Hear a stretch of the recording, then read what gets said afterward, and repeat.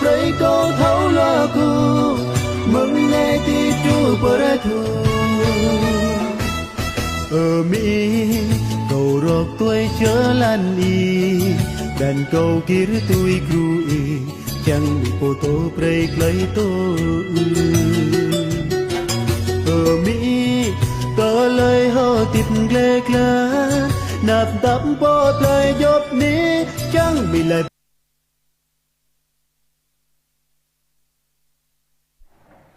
Con xin kính chào cộng đoàn.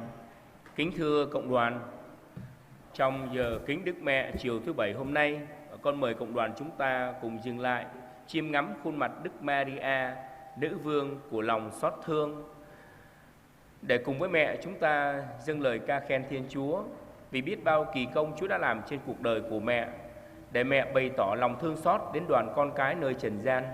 Chắc hẳn nhiều lần mẹ đã nhìn đến hoàn cảnh khó khăn của chúng ta, mẹ đã ra tay nâng đỡ, cứu giúp. Giờ đây chúng ta cùng hiệp với mẹ dâng lời ca khen Thiên Chúa. Đồng thời chúng ta cùng dâng lên mẹ những lời thầm mong nguyện ước của chúng ta, để xin mẹ chuyển cầu, để một lần nữa trong cuộc đời chúng ta có thể cảm nhận được lòng thương xót Chúa đã đụng chạm đến cuộc đời của mỗi người chúng ta, gia đình chúng ta, cũng như những hoàn cảnh khó khăn ở xung quanh xóm làng chúng ta. Chúng ta dâng lên họ cho mẹ, để nhờ mẹ chuyển cầu, ngõ hầu cuộc sống của chúng ta được ơn xót thương của Chúa. Ở khuôn chân keng khắp amang môn pờ phụ cơ mị Maria này eo chắc bình ta tụng lại pờ min rom bọ mơ ta amị Maria dạ hờ bia brand khắp páp keng cơ mâng anon bình ta thâu lấy tung bưng ai qua giang tê prơi lấy cơ bình toa doa mâng mị Maria yêu lại gum đã mơ bình ta mút rom hang mị Maria pờ ưm an cơ qua tê doa cơ tung bưng hem qua tê prơi lấy cơ mị Maria hàng bình ta mút rom tơ tra ta bani cơ mị Maria doa cơ tung vót nhu eo lại gum keng cơ từ lời hơi tiếp bình ta tụ bưng mừng nhu hân nhớ amang môn và phụ cơ mị Maria này eo chắc bình ta bây giờ được cơ mị Maria tung từ lời hơi tiếp từ nắp táp hàng lông lăng rồi câu mị Maria lăng rây cơ nàng bơi mị Maria eo lại gum keng cơ bình ta xa vót tương bú lấy bưng ran khắp báp khoa tê báp vót váp rơi cơ lời hơi tiếp bình ta hàng bình po hơi tiếp trệ chèm ta sang nộ ta bình po bụp trời ráp táp hàng lông lăng mân ta bây giờ được cơ bình cơ nhu cơ mị Maria eo lại gum cơ bình cơ nhu keng cơ xa vót tương ta bú lấy bưng ai qua giang tê rơi doa cơ mị Maria eo lại gum. Để giờ hành hương được sốt mến, mời cộng đoàn chúng ta cùng hát xin ơn Chúa Thánh Thần xuống thánh hóa tâm hồn mỗi người chúng ta và thánh hóa giờ kính Đức Mẹ này.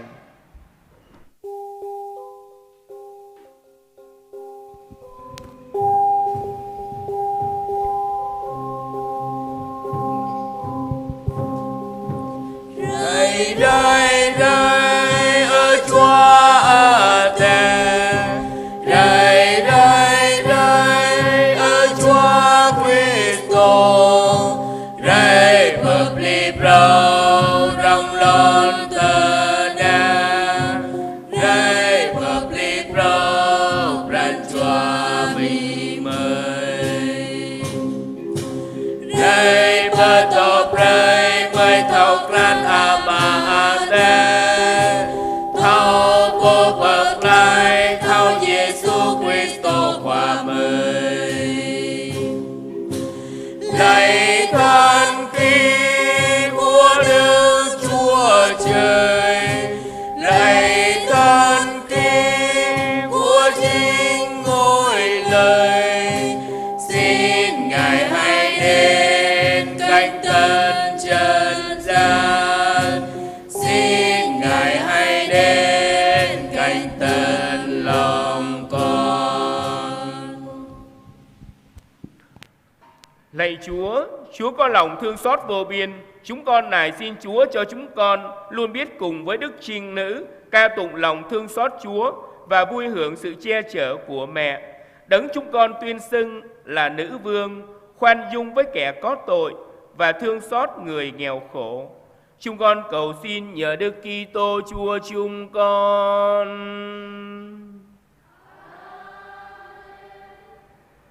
Giờ đây mời cộng đoàn chúng ta cùng dâng lời ca tiếng hát ca khen mẹ.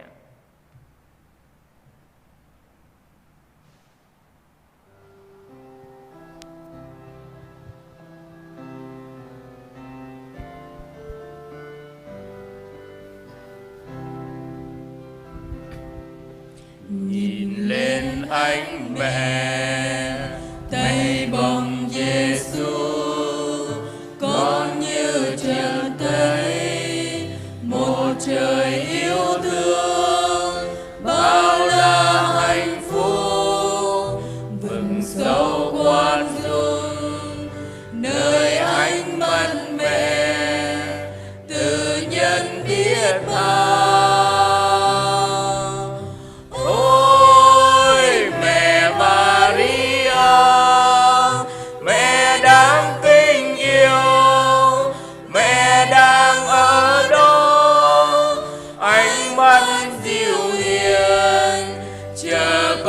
Chạy đến để mẹ ủi an, để mẹ chở che.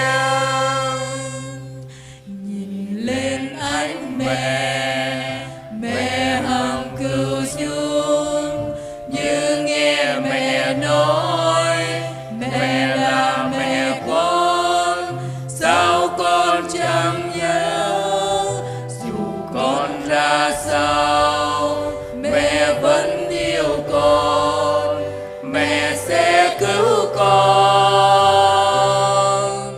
Ôi mẹ Maria, mẹ đáng kính yêu, mẹ đang ở đó, ánh mắt dịu hiền chờ con chạy đến để mẹ ủi an, để mẹ chở che.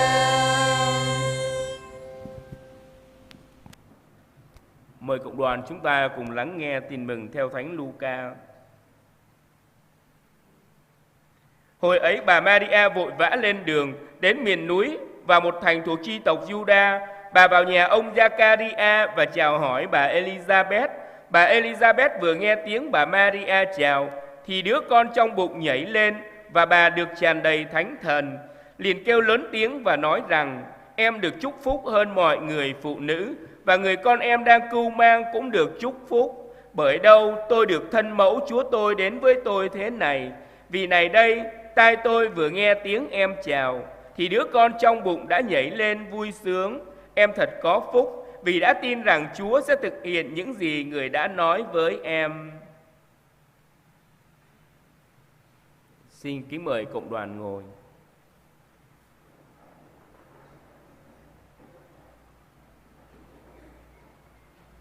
Kính thưa cộng đoàn, Đức Maria đã từng thưa lên rằng: phận nữ tỳ hèn mọn người đoái thương nhìn đến, từ nay hết mọi đời sẽ khen tôi diễm phúc.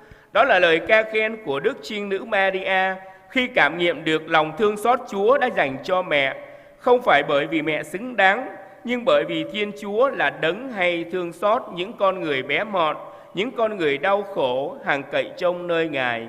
Khi cảm nghiệm được Chúa thương mình, mẹ Maria lập tức vội vã lên đường, biểu lộ lòng thương xót và giúp đỡ tha nhân. Khi thấy bà Elizabeth chị họ của mình mang thai, trong những giai đoạn cuối của thai kỳ, mẹ đã sẵn lòng ở lại để phụ giúp chăm sóc cho người chị họ độ 3 tháng.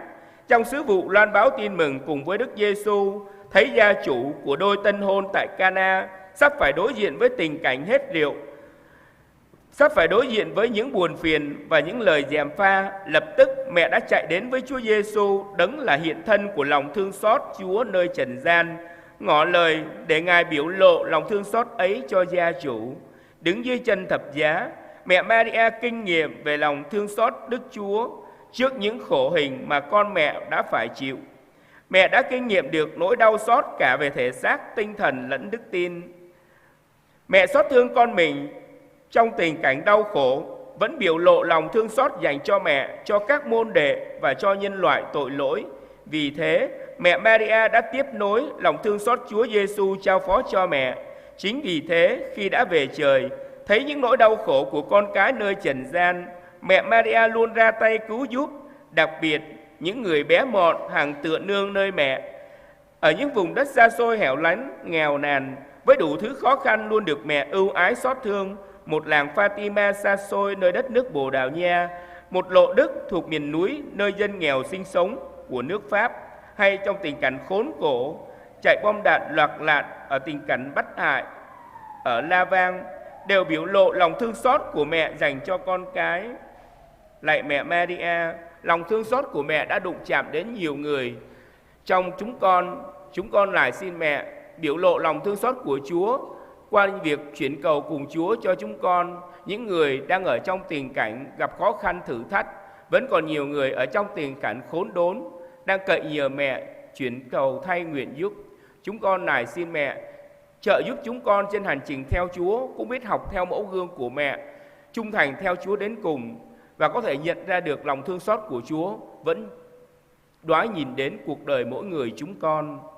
Khôn chinum keng khắp Bran Ami Maria khắp Pháp bờ bú doa mơn tum broa nhiều ngạ lấy Amang tờ lời tiếp tu Giêsu qua bơi cơ dâu bờ can nhiều mút rom hàng Giêsu qua khắp Pháp cơ bình chót tôi khắp Pháp cơ lon tờ ná khắp Pháp cơ Ami Maria tầng bẹ mẹ Giêsu qua bơi trao Ami Maria vai lăng cơ bình chót tôi bơi lon tờ ná hân ôn nhớ Ami Maria tọ tôi bơi la rập ran khắp Giêsu qua bơi lon tờ ná lưu vót lấy Ami Maria bơ búp rơi cơ binh vin binh bô bụp tơ đáp táp hàng lồng lăng đã mơ binh gờ nhu mươn lấy qua giang ate ắt tổ kẹt rai vai lăng khắp báp cơ binh gờ nhu cơ nang bơi Ami Maria dạ hờ bia thầu khắp báp hân nay binh ta bơ dơ cơ Ami Maria trời cham ran choa ta rồi cao Ami Maria chỉ cả tụ tum lời yêu lại tum lời cờ vứ được cao binh ta yêu lại gum cơ binh bô hà này bụp tơ đáp táp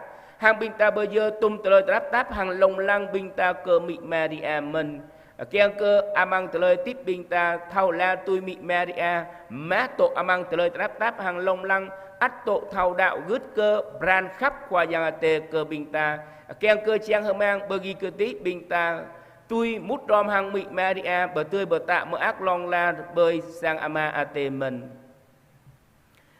Để những lời tạ ơn cũng như những tâm tình ngợi khen của chúng ta dành cho mẹ được trọn vẹn, mời cộng đoàn chúng ta cùng đứng dâng lên mẹ lời ca tiếng hát, lời kinh lạy cha kính mừng sáng danh bằng tiếng cha rai.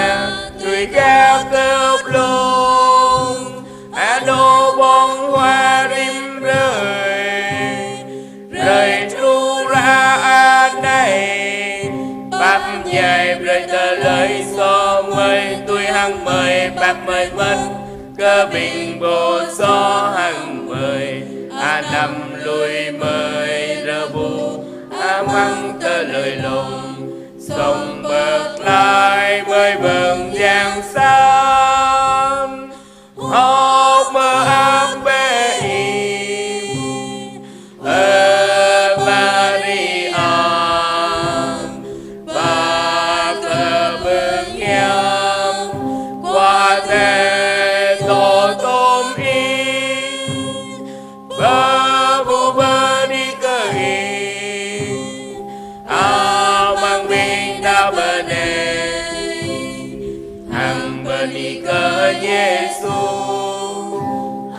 na vâng tên in Maria mơ giang mi qua giang tê yêu lại rơi cơ mời đã bờ núi xó sang tu ta này tham lâm môn mời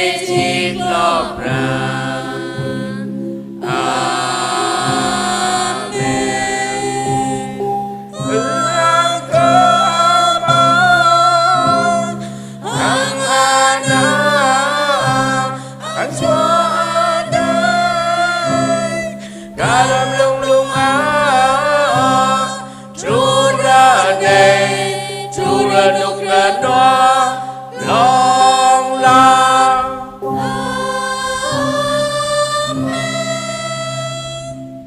Giờ đây mời cộng đoàn chúng ta cùng hiệp ý với những người đến tạ ơn và xin ơn qua lời chuyển cầu của mẹ. Hiệp ý với những người tạ ơn. 4 ý xin tạ ơn vì thêm lòng kính mến Chúa và Đức Mẹ. 3 ý tạ ơn vì biết vâng theo thánh ý Chúa. 1 ý tạ ơn vì biết dâng mình cho Chúa trong đời sống tu trì.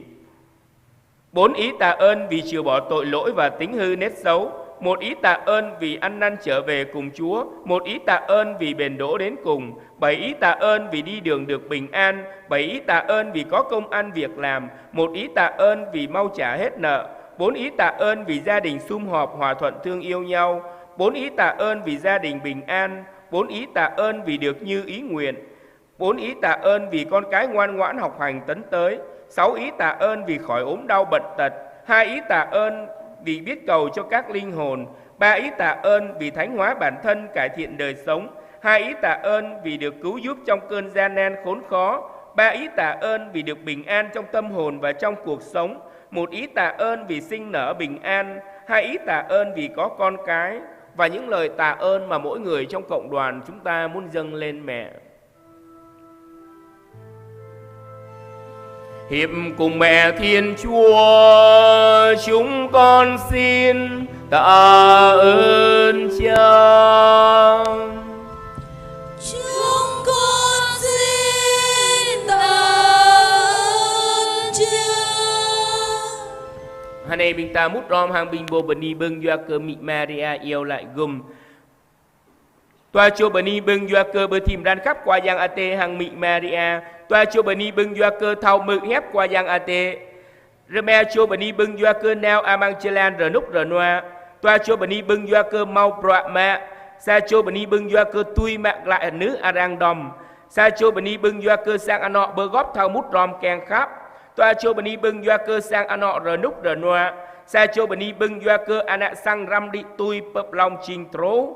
Bạ cho bần đi bưng doa cơ lom đoạ noa. Bạ cho bần đi bưng doa cơ gum ru lâm tần áp tần ông. Ha cho bần đi bưng doa cơ rờ núc rờ noa amang bran hàng amang tờ lời hợp tiếp. Ha cho bần đi bưng doa cơ tờ kiang hem. Lao cho bần đi bưng doa cơ mau anak bạ.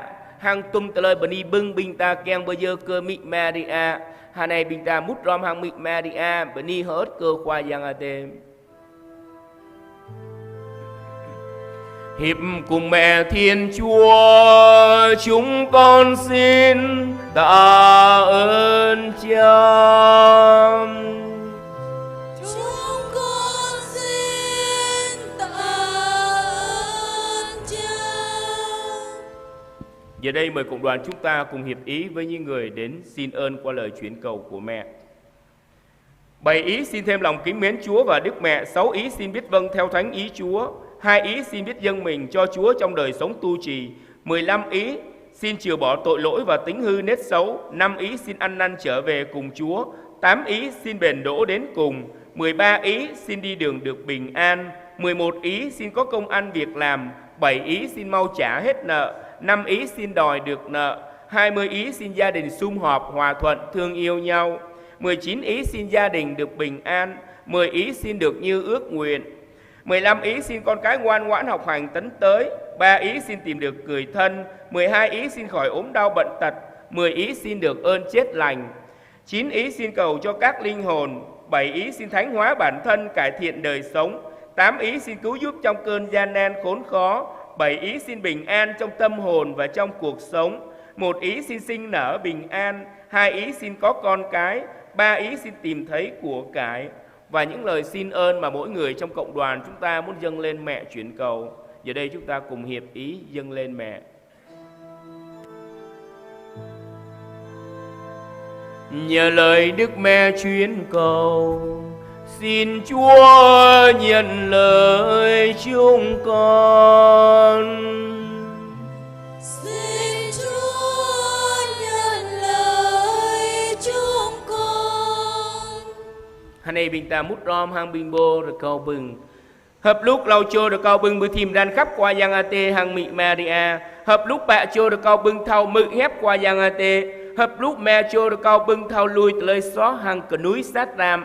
hợp lũ chô được cầu bưng học lóc đoại lại hàng qua giang à tê hợp lũ chú chô được cầu bưng cơ chấp trú bờ đút hợp lúc lau chô được cầu bưng neo amang chelen rờ núp rờ noa bạ chô được cầu bưng mau bạ mạ hợp lúc mẹ chô được cầu bưng tanh cla bí nữ hợp lúc năm chô được cầu bưng sang nọ bơ gót thao mút ròm kèng khác toa lúc toa chô được cầu bưng sang ăn nọ rờ núp rờ noa tờ chú chô được cầu bưng tui pran tui ăn nọ kèng hợp lúc chô được cầu bưng ăn ạ sang ram đi tui xa chô được cầu bưng bút lại mà núi chệ chèm hợp lúc lau chô được cầu bưng lom rạ noa hợp lúc xa chô được cầu bưng dây mơ ác hợp lúc bạ chô được cầu bưng thao yêu lại rơi cơ binh bưng át chùa năm chô được cầu bưng bơ hơ chí trời bô bập lý tờ lời hơ tít hợp lúc toa chô được cầu bưng gum ru lơm tờ nát tờ nông năm chô được cầu bưng rồi nút rồi noa amang bran hang amang tờ lời hơ tít lau chô được cầu bưng tờ kem hem lau chô được cầu bưng mau ana ba xa chô được cầu bưng ép bú công ngàn hàng tung tờ lời được cầu bưng rim chô binh ta kèng bơ dơ cơ mị Maria yêu lại gum hà này binh ta mút rom bơ dơ tờ lời yêu lại.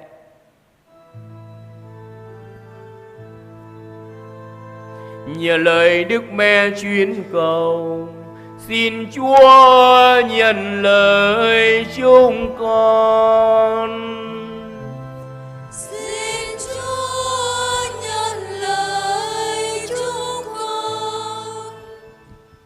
Để những tâm tình tạ ơn và xin ơn của chúng ta được đẹp lòng Chúa và hài lòng Mẹ, giờ đây cộng đoàn chúng ta cùng dâng lên Mẹ những đóa hoa tươi thắm, những đóa hoa lòng cũng như những hoa mân côi mà chúng ta đã dâng lên Mẹ.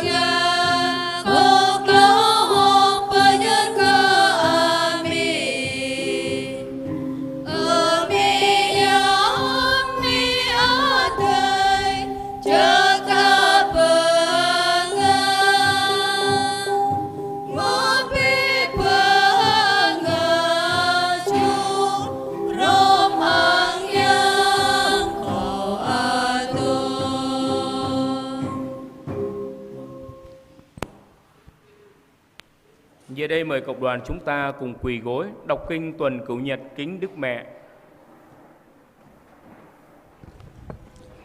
Ami hanong kum juru Ray anai ray peluch amang torapan ray Rim ray amang torapan ray anai Ko ray le udi bay nap i Ami Ray nay ko ray udi per i Lo cơ tum ray pa con Ko in sit nik I mự le hiệp ko I amra pre cơ ko pương ko ra ko Bồ ta pương pa con yom lo từng cơ năng cơ ta lê ta nạp y cơ năng cơ pran chua y thô khắp bạp cơ năng cơ anan y ami hanong kum juru ko khin chang remang cơ y tụ hiệp ko yo lê ô anan kyang khắp ya ma ami hanong kum juru ngạ pre cơ ko khin ra ko y hang pơ tor pre cơ ko tuy cơ năng rim rây rim minit amang ta lê hà tịp ko cơ năng lâm cơ ba cơ năng lâm tà nạp cơ năng lâm hân ninh phở ngọt cơ năng hơ in cơ mỹ phở phà pre dọc phương mò doa nà nào ami api pran chua ko cơ năng hơ in cơ y lê tân ko pani cơ y api pran chua doa cơ tum phương hiam y phở phụ lê doa cơ tum phương ko klak ra ko hang pran chua y kyang khắp có ra cơ vư ra có ý chú pơ môn có lọ pran chẳng ra mang cơ rê đi pơ à tê đa mơ kèng khắp pơ ư pơ ang hàng pơ ni hơ ơi cơ ý chú pơ rư nụ krơ noa lòng la amen Maria tra chi cha ya yong i mơ ag cha ka tụ lê anan ami hanong kum juru kèng cơ pơ trút pơ sur pran chua bình cơ mây cơ năng hơ in cơ ý Hanun ko cơ vư ra ko y khắp bạp kum juru ko na nào Amang dọc anito ano nào Lâm giang sát plư plach Lâm mô ta lây so Lâm pướp ta lây ta nạp amang ta lây hờ tiếp Hàng pia mạ nhu amang mong chít lo pran Ami po thô khắp bạp Ra ko y pre cơ ko thô charang đoại nô pơ y na nào Chít nik tơ ta ko charang đoại nô pơ y Hanun ngạ pre cơ y chê mơ hiệp ko Ra ko y pre cơ ko phương dông phan nè Ko charang đau lê hàng y nà nào Hang mô pran chua cơ năng hơ in cơ y kar hang anak sang Chang cơ y mơ hiệp ko yo lê Đa mơ kum juru ko nà nào Hang pre cơ ko phương đào cứt cơ chắp tru pơ lụt Mi hanong kum juru Ra ko y po pu pre hiam cơ ko Hang yo lệ cung pre cơ co tụ tạ này Hang lâm mung chít lo pran Amen Mi hanong kum juru Ra ko y vay lang pagang bing po to ram ko Pagang cơ ay ako ting phun Cơ kul sinum mayang Cơ lon ia ko Cơ sang ano ko Cơ ate amay ate ayong ko Cơ bing ayat hang api pang bing po tanap Tôi cho nốt cơ bình pengat cho tôi amang ani per agai Maria Rồi có ý yêu lệ cung pre cơ co đà ơi Alfonso po vay lăng pegang co Rồi có ý cung juru co lâm cơ ba thao đoại nào trú per ami Maria